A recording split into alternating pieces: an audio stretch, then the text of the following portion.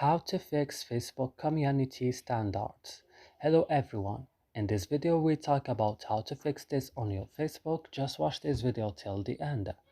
First, you have to go and open the settings of your phone. Then open apps option.